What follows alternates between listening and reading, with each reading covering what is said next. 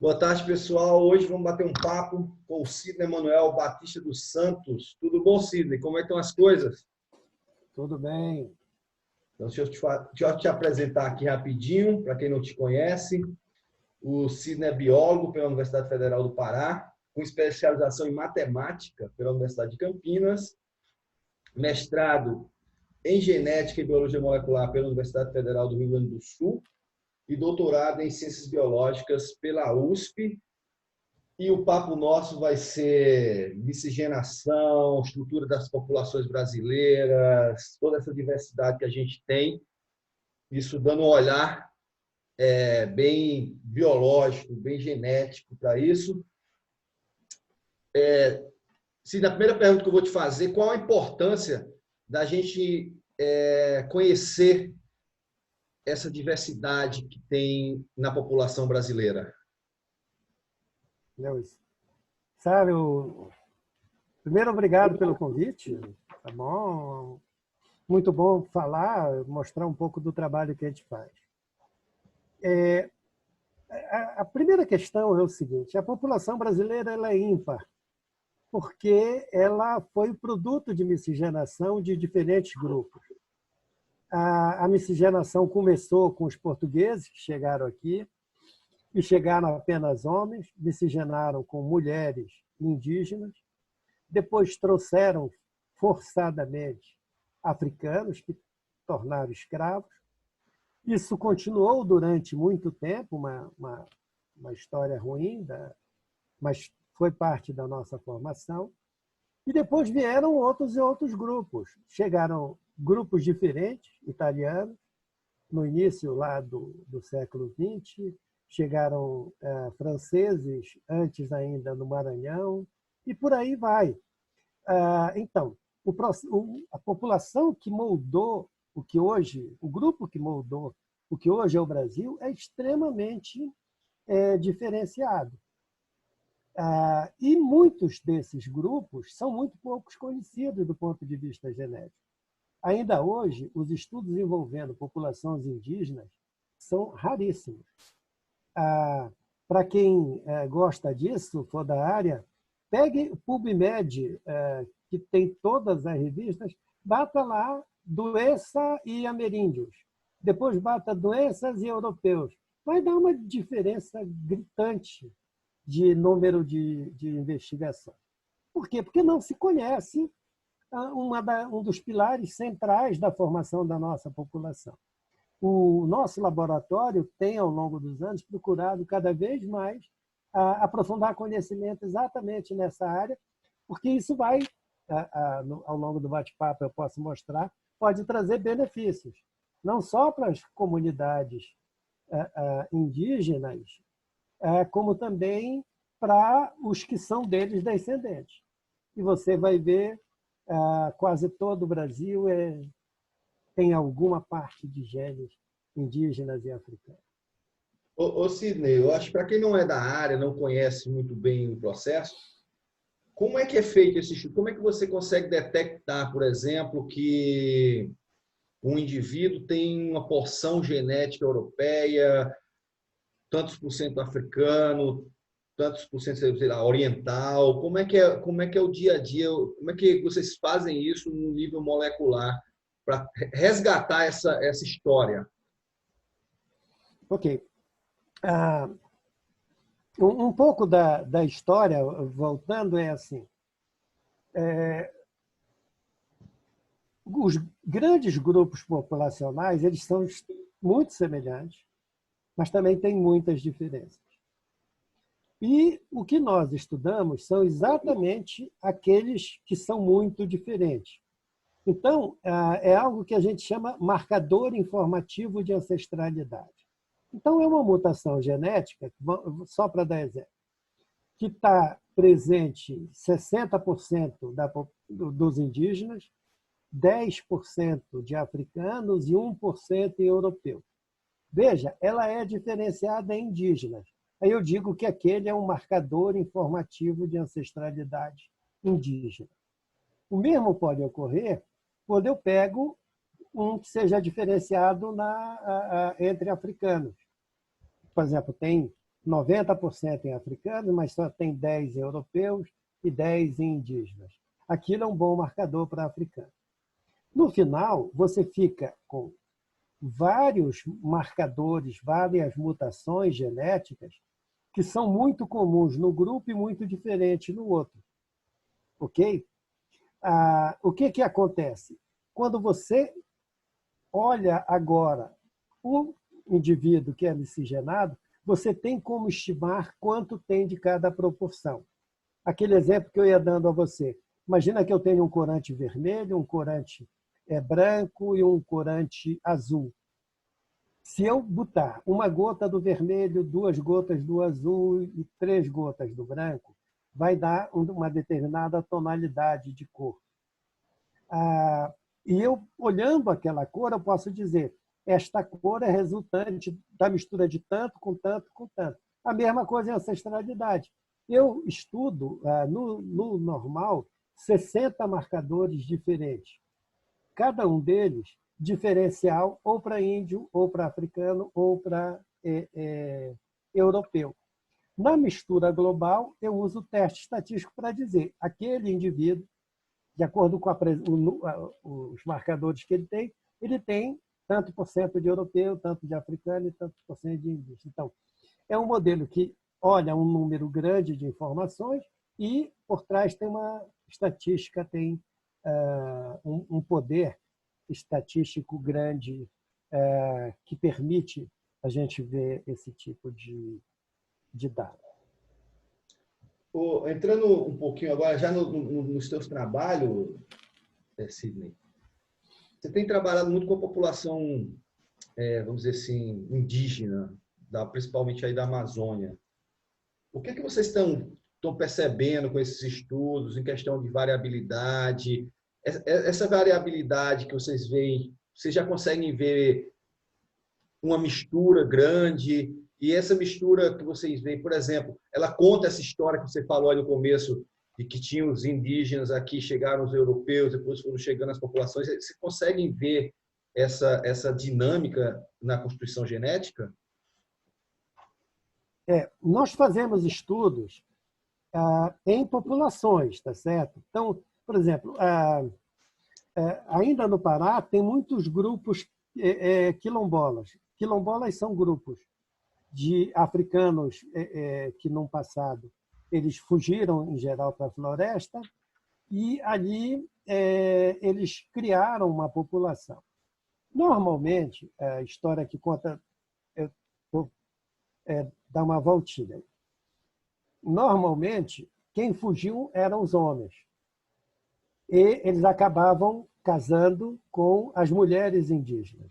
E isso a gente consegue detectar muito bem dentro dos quilombos, da formação deles. A nossa preocupação maior com o indígena é porque quase nada é conhecido deles. Você tem muito pouca informação. E a gente precisa dessa informação para uma série de eventos. Por exemplo, se o indígena precisar de tomar uma medicação, pode ser que ele tenha marcadores que não permitam, que provoque uma reação extremamente grave sobre aquele remédio. Como o remédio foi testado somente em populações europeias e africanas, não se sabe como é que o índio vai responder. Essa área do conhecimento chama farmacogenética. Hoje em dia, cada vez mais, ela está sendo utilizada. Mas é assim, se eu nunca vi as populações indígenas, como é que eu vou saber se ela tem ou não tem genes que degradem a enzima, o remédio que está sendo usado? Então, a ideia central é trazer o máximo de informação possível dessas comunidades e tentar usar essas informações em benefício, não só da população indígena que ainda existe, como da população que miscigenou e que hoje está presente em praticamente todo o Brasil, mas em maior frequência na região norte do país. Então, a ideia é conhecer para depois, então, empregar esse conhecimento. Mas, antes de tudo, é conhecer, porque tem muito pouca informação sobre populações indígenas. Sidney, nesses trabalhos que vocês... Eu imagino que vocês trabalham com diversas, vamos dizer assim, etnias indígenas. Não sei nem se o termo é correto. Mas vocês conseguem... E tem assim, uma visão que indígena é tudo igual.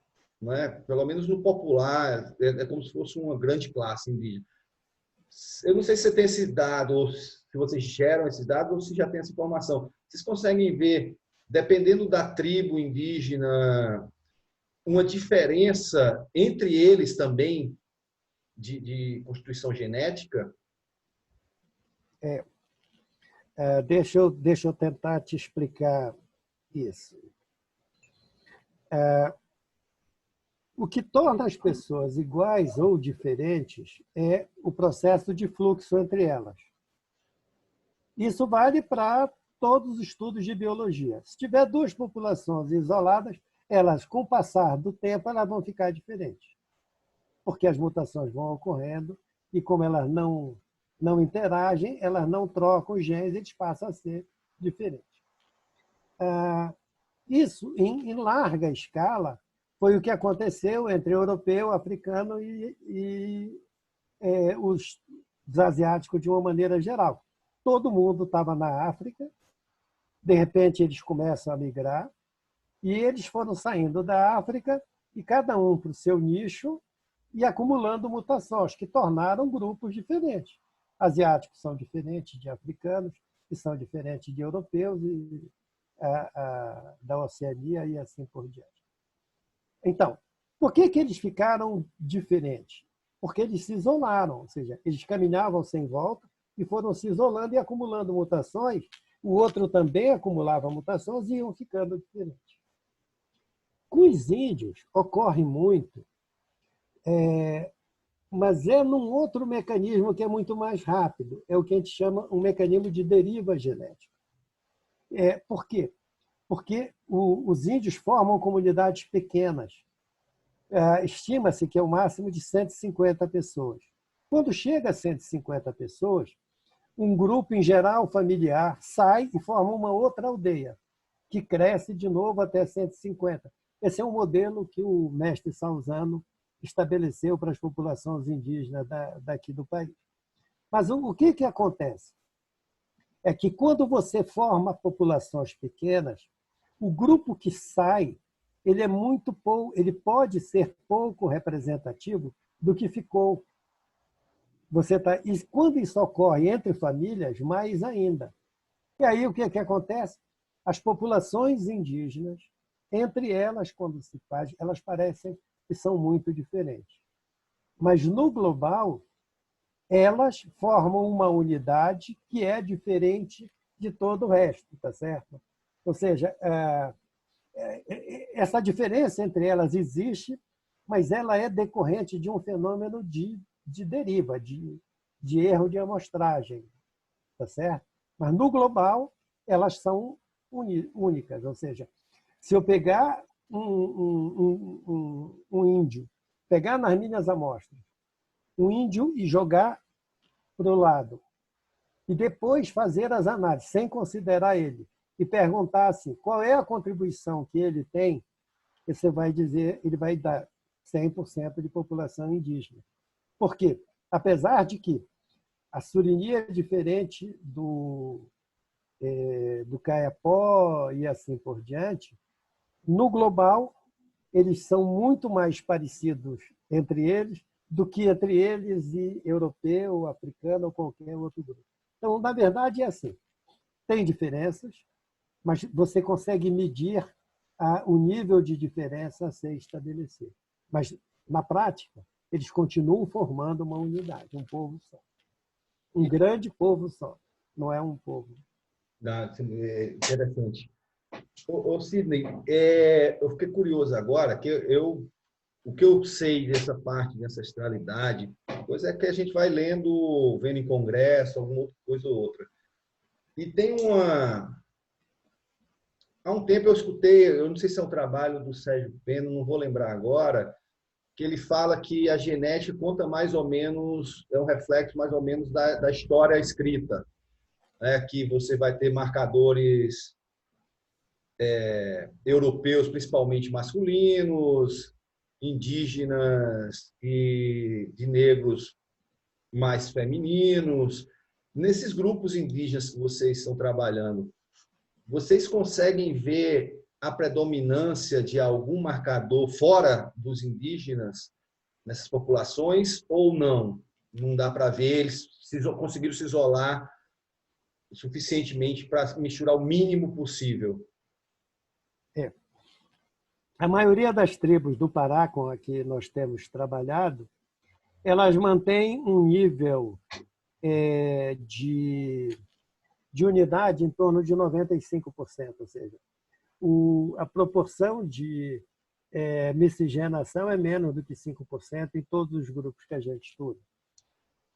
Isso não significa dizer que não tem, tá certo? Ou seja, nos últimos anos, algumas pessoas foram sendo incorporadas mesmo dentro das tribos indígenas. Por exemplo, a enfermeira que foi cuidar da tribo acabou, estou citando porque eu conheço um caso, acabou casando com um dos índios de lá e vive lá hoje em dia. Faz parte da cultura dele. Então, esse processo vai ter. Mas é um processo do qual a predominância, na maioria dos casos, são do grupo original, de populações originárias. Ou seja, a miscigenação dentro das aldeias é muito pequena. Agora, tem exemplos e outros exemplos. Às vezes, uma aldeia está localizada muito perto de estrada e assim por diante, isso tende à entrada maior de pessoas não indígenas. Mas, no geral, essas tribos que a gente tem estudado, elas mantêm uma unidade de mais de 95%.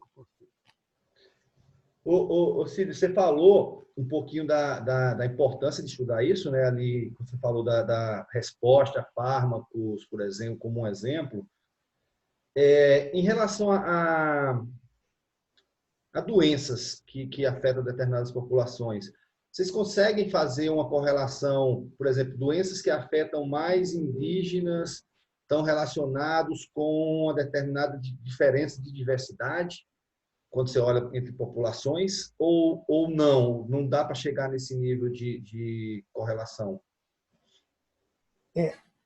Hoje em dia, com as histórias, os big data, né, os genomas completos e assim por diante, você tem muito conhecimento sobre a estrutura genética, tá certo? Ou seja, você pode dizer, por exemplo, hoje todo mundo sabe, tem um gene chamado CDH1, que mutações severas no CDH1 vão dar câncer gástrico precoce. Esse é um estudo que a gente desenvolveu. Então, você tem um alvo, você tem um gene alvo.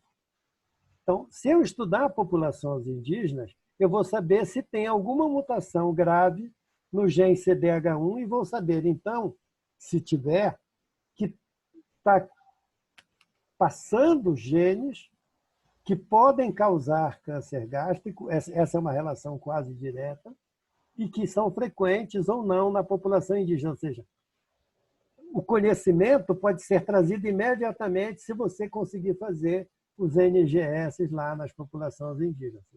Hoje em dia, o instrumento para você olhar isso está à disposição, tá certo? E quando você tem uma informação dessa, a coisa é muito importante. Ou seja, pensa bem, sabe? Uma mutação do CDH1, ela tende a trazer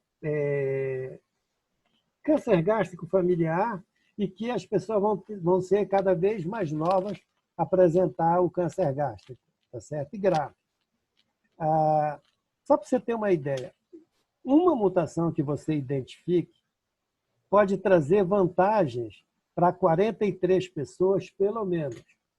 Imaginando o seguinte, tamanho médio das famílias de 3 indivíduos, 3 irmãos. com 3 irmãos, em 4 gerações, você vai ter, na média, 43 pessoas que podem ter o mesmo gene, a mesma mutação, tá entendendo? Então, assim, quando a gente detecta uma mutação dessa, o ganho é imediato. E quando é uma mutação grave, como essa do CDH1, é ganho de vida mesmo, ou seja, as pessoas que têm aquela mutação vão morrer antes dos 50, se não for identificado, se não operar e assim por diante. Então, como eu disse a você, assim, o grupo indígena, assim como todos os outros grupos que se isolaram, eles têm mutações que são muito próprias. Não tem em outros grupos.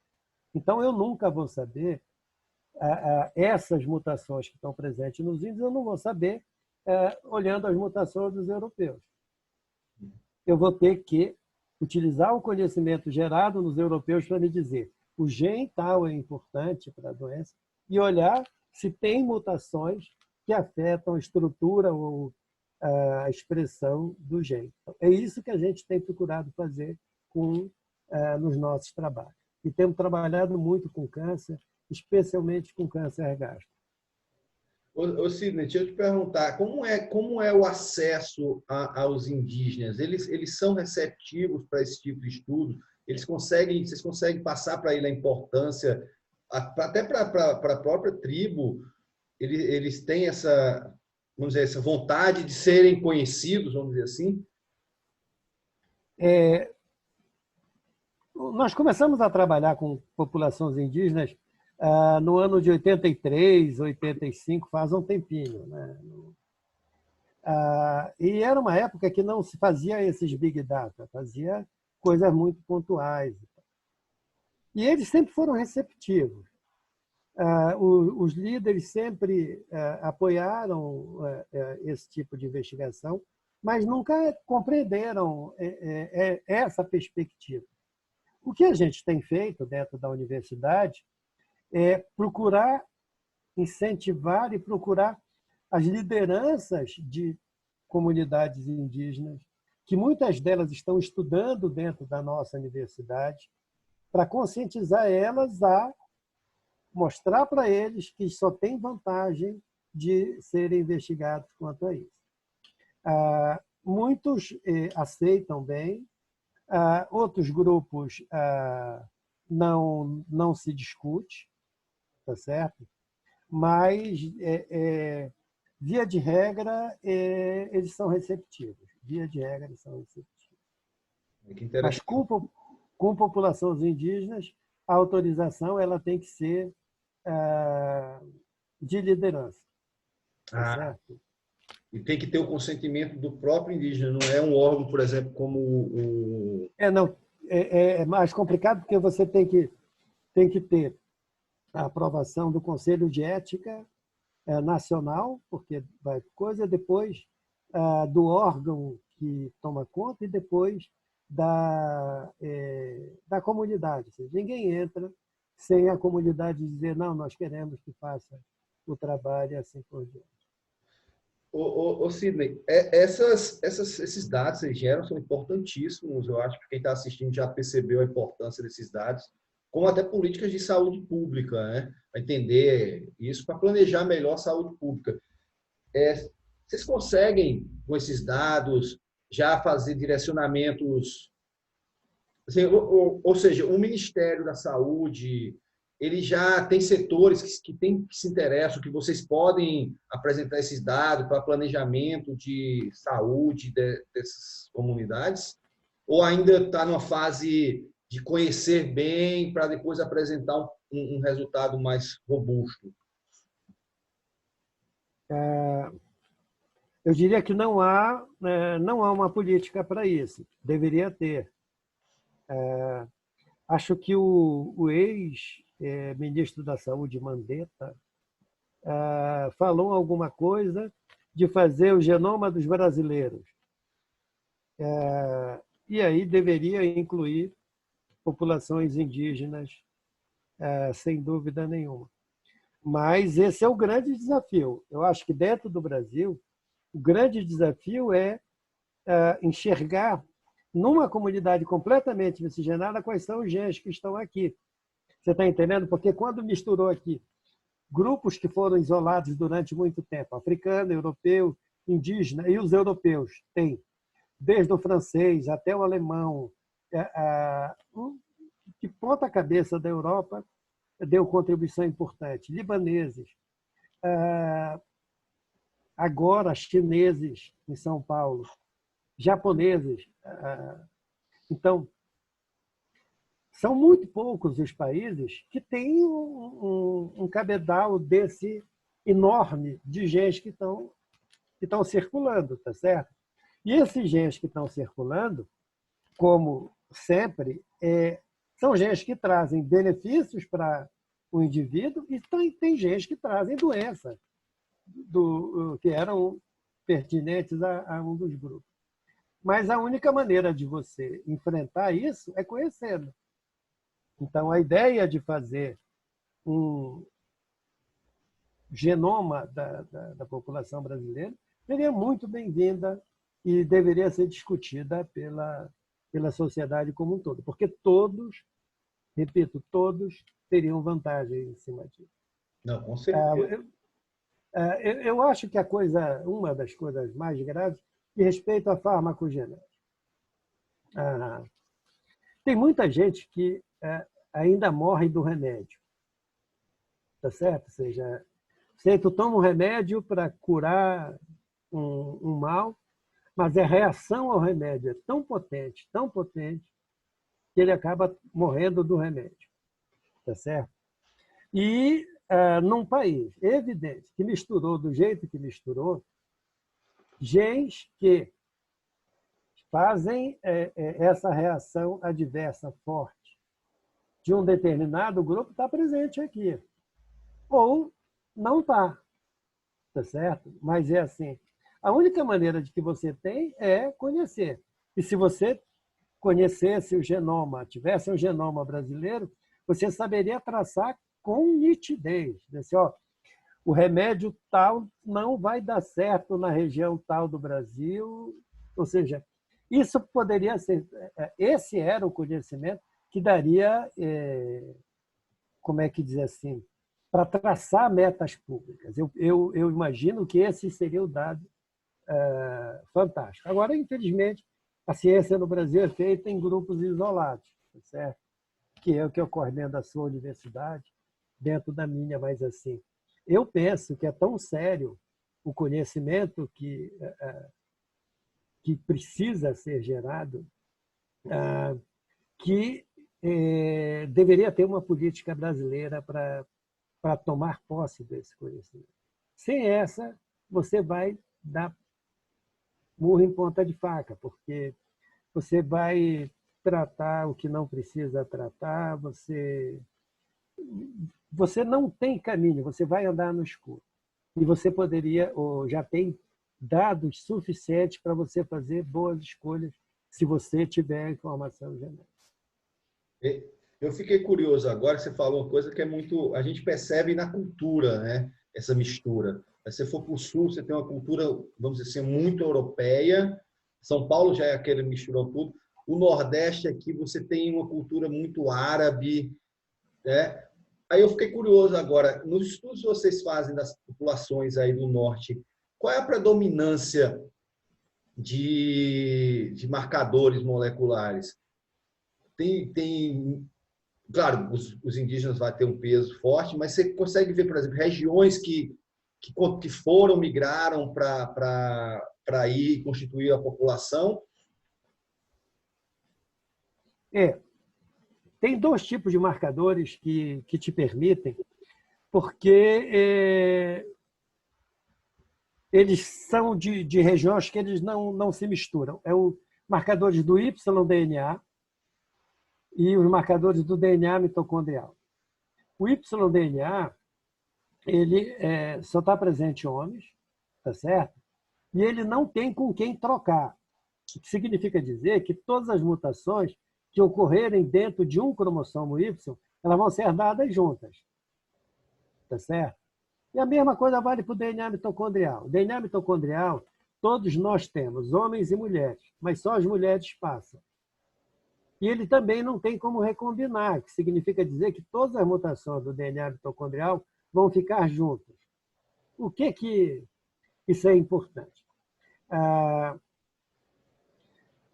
Se você pegar uma pessoa hoje, olhar o DNA mitocondrial, você sabe com precisão da onde veio a família da mãe daquela pessoa, se pegar o DNA mitocondrial. Por quê? Porque não teve troca, você não misturou mutações. Tá certo? Já se eu pegar uma mutação que ocorreu em qualquer par cromossômico, eu tenho 2 cromossomos 8, aí uma mutação ocorreu em um cromossomo 8, mas eles trocam pedaços ao longo da evolução. Aí o que é que acontece? A mutação que ocorreu num cromossomo vai para o outro. Então, isso não te permite você traçar uma história. Mas do Y-DNA, sim. Significa dizer o seguinte: o meu Y-DNA, por exemplo, ele é africano. Ele veio de toda a história até passar pelo meu pai, para mim, tá? E é africano. E o meu DNA mitocondrial, não sei de onde foi, mas ele veio da Ilhas Canárias, alguma coisa assim. Mas como é que você sabe? Porque a origem do DNA, esse DNA mitocondrial, está lá nas Ilhas Canárias em grande frequência. E como ele não recombina, ele vem inteiro, ele é passado inteiro, ele conta toda a história de vida daquele segmento cromossômico, tá certo? Então, a gente usou muito, eu fiz isso com a população brasileira. Eu estudei mais de 1.000 pessoas ao longo do Brasil inteiro para ver quem eram os homens que ajudaram a formar o Brasil. E tem muitos libaneses, tem muitos povos daquela região. E que é a nossa história, tá certo? A Andrea, por exemplo, está fazendo um estudo agora na região do Piauí e já fez, mas eu acho que ainda não publicou, de Pernambuco. E conta uma história dos europeus que invadiram aquela região, tá certo? Os de Pernambuco, os holandeses, eles foram até o Piauí, eles sabem. E deixaram o Y-DNA que estão lá contando história, tá entendendo? E você, como ele não troca pedaços, diz assim, ó, esse DNA é holandês, esse DNA é francês, tá certo? Então tem como você contar a história. Então tem um monte de coisas interessantes que você pode pegar a história antiga, tá certo? E recompor a história antiga usando os marcadores adequados. Agora eu fiquei curioso com esse seu estudo que você fez aí na população brasileira. Quais foram as conclusões que você tirou desse estudo? Bem, tem um estudo, esse estudo que você viu num dos congressos, eu publiquei um negócio semelhante, acho que no início do ano 99, 2000, por aí assim. Que é assim, eu peguei a população de Belém e estudei homens da população de Belém. E olhei nos marcadores específicos de indígenas. Então, eu olhei o Y-DNA, tá certo? Dos homens da população de Belém e estudei o DNA mitocondrial desses homens. O que eu queria mostrar? Toda a história que a gente vê da colonização é uma história no qual você retira as mulheres das tribos, tá certo? E não se conta, mas possivelmente extermina os homens. Porque se não exterminasse, eles teriam a mesma contribuição do Y-DNA. Sabe qual é a proporção? 1:12. Significa dizer o seguinte: se eu pegar dessas pessoas a contribuição de DNA, até mais do que 2, de DNA mitocondrial de índio é 75%.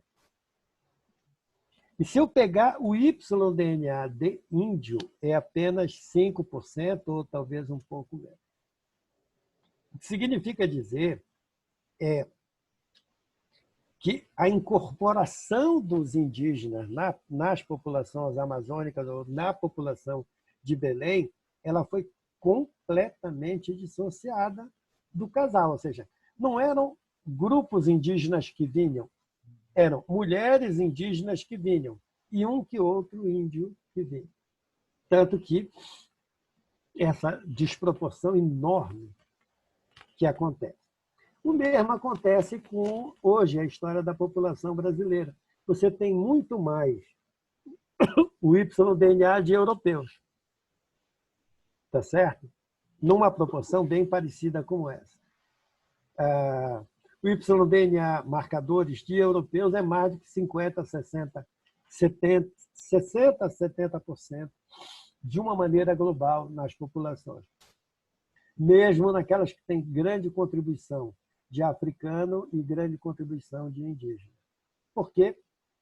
Por causa do tipo de colonização que nós tivemos.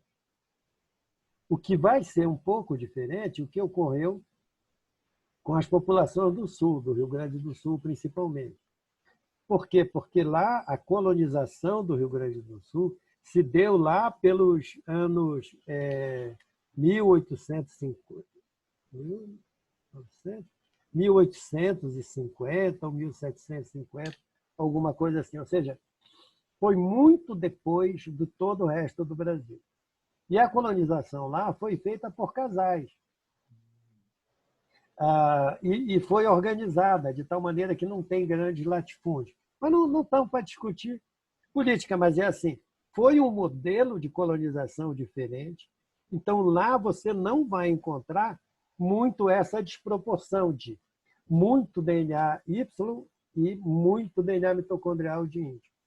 Lá vai ficar mais ou menos igual de europeu, porque as terras foram dadas para europeus que precisavam fugir do seu continente. Então, cada um tem uma história e a gente consegue recuperar muitas vezes a história olhando o DNA dessas pessoas. Esse é um trabalho que a gente tem feito, tem se divertido com isso. Isso é fantástico, né? Porque é a biologia comprovando a história, vamos dizer, contada, né? E não dá para fugir muito da biologia, não, nesses momentos. E, Sávio, cada um conta uma história. Eu falei sobre essa incorporação das mulheres indígenas e muito pouco dos homens indígenas numa espécie de congresso que tinha por aqui, do qual reuniam pessoas das mais diferentes áreas, de letras, de tudo que você imagina ia para esse congresso. E eu conversava lá com o Dr. Arion Rodrigues, que é um linguista, talvez o mais importante linguista do Brasil. Quando ele ouviu essa história das mulheres indígenas, ele veio falar comigo e falou assim: Sidney, eu há muito tempo atrás eu procuro uma explicação para saber por que as cantigas de ninar têm o som de grupos indígenas, de fala indígena. E ele buscava uma explicação e dizia assim: eu não entendo absolutamente nada de fonética, de linguística. Mas ele dizia que os sons das cantigas de ninar tinham muita coisa de indígena. Aí ele disse assim: agora eu consigo entender. É porque quem ninavam eram as mães indígenas e usavam o som indígena para isso. Então, ele fez um trabalho lindo sobre isso. Então, o que eu quero dizer é que tem diversas maneiras de você recuperar a história. A genética usa uma das maneiras. Não, que história fantástica essa aí das cantigas. Faz sentido, né?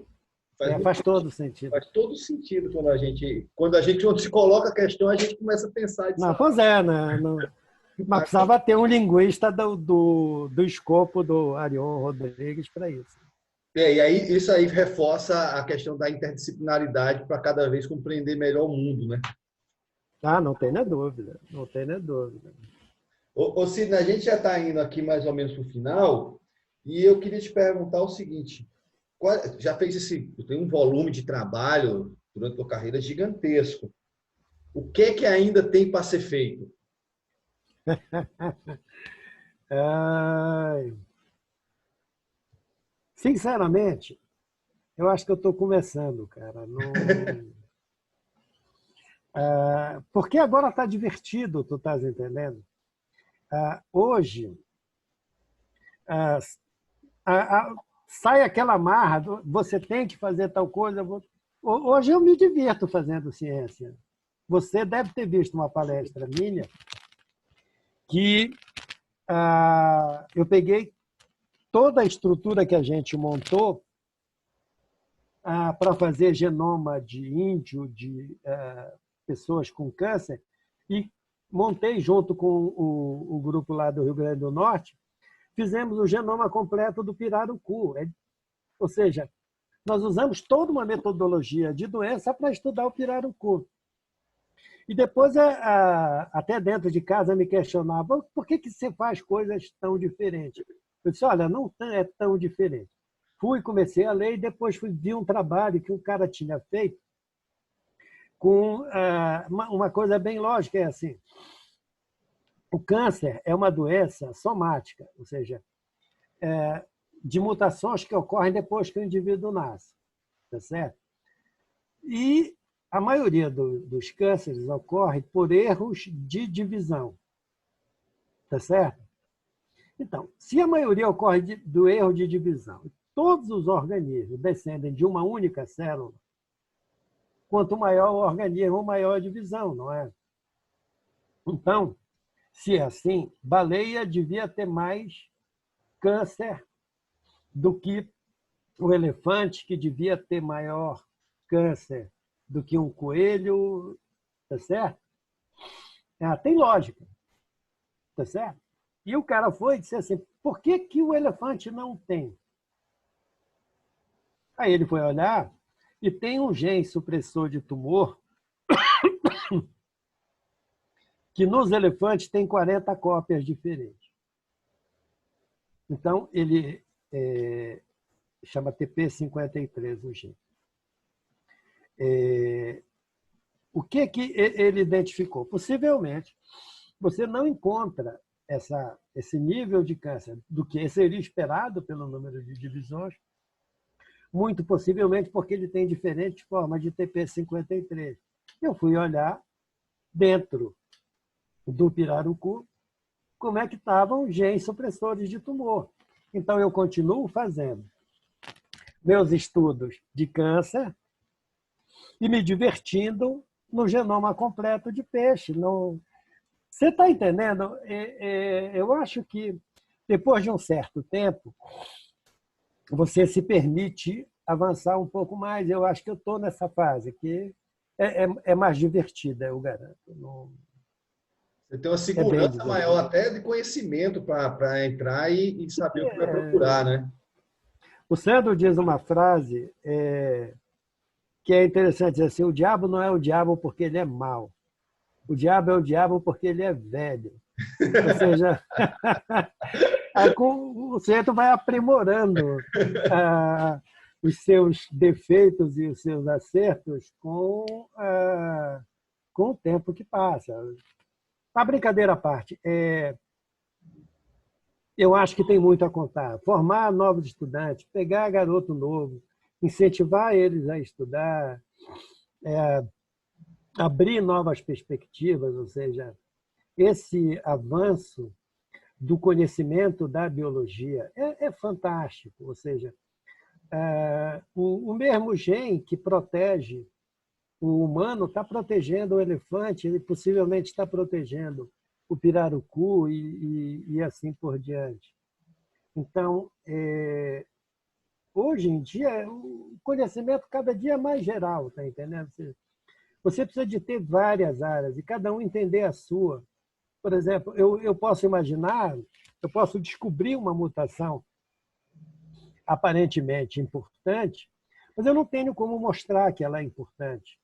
Mas alguém que trabalhe com a estrutura da proteína, ele vai dizer, o quanto ela é importante. Ou seja, um depende do outro, está entendendo? Ou seja, o sujeito que trabalha com a estrutura não conseguiria fazer nada se o geneticista não tivesse identificado a mutação. E o geneticista teria identificado a mutação e poderia até jogá-la no lixo, ela sendo importante. Ou seja, um depende do outro.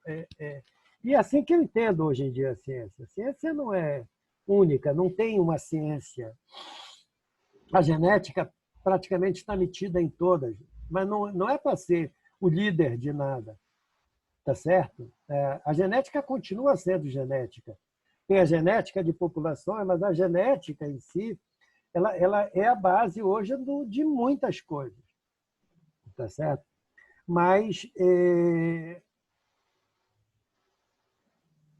eu acredito que todas as áreas precisam hoje de trabalhar essa questão da informação primária.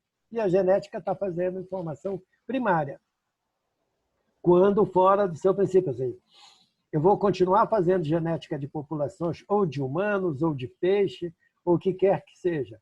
É um modelo, é genética de populações, tá certo? Mas o que eu digo é, o conhecimento da estrutura genética, ele deu salto que a gente precisa muito para entender. Ou seja, você faz um genoma de um peixe, de um grupo qualquer, ele vai ter dado para você trabalhar durante dezenas de anos para tentar entender aquilo.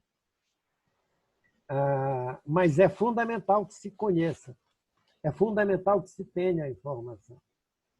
E eu acho que nós temos tentado muito, nós temos buscado interações com outros grupos da bioinformática. A bioinformática, daqui a pouco, vai estar mais ou menos igual ao geneticista. Só que um está no molhado, o outro está no in silico, está entendendo? Você está trabalhando em todas as áreas. Mas vai ter as suas questões do qual os caras vão poder trabalhar. Mas eles são fundamentais na informação básica. Está entendendo? Então, cada um vai crescendo dentro do seu grupo. O que eu acho que a gente precisa é aprender a usar o máximo possível o que o outro tem para nos informar e expandir o conhecimento dentro da sua área. Tá? Eu penso que... Eu acho que esse teu recado aí, eu acho que encerra bem para os jovens que forem ver esse vídeo, ver que a colaboração hoje em dia é a palavra-chave na ciência, né? Chave, ninguém faz nada bom sozinho, tá certo? Bom não faz. Não, excelente. Sidney, muito obrigado pelo teu tempo, cara. Foi uma aula de miscigenação, de estrutura da população brasileira. Eu fico muito agradecido e te agradeço muito por esse tempo. Eu que agradeço o convite. Falar para entusiasta da ciência é fantástico. Ou seja, o grupo que te ouve porque tem interesse dentro da área. E eu fico muito contente e me coloco à disposição. Para qualquer dúvida, mande para mim. Eu vou passar, você pode passar meu e-mail. Joia. Tá certo?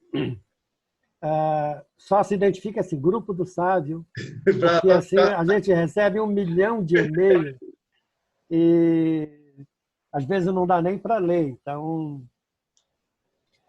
que eu terei a maior boa vontade em responder as questões que forem pertinentes.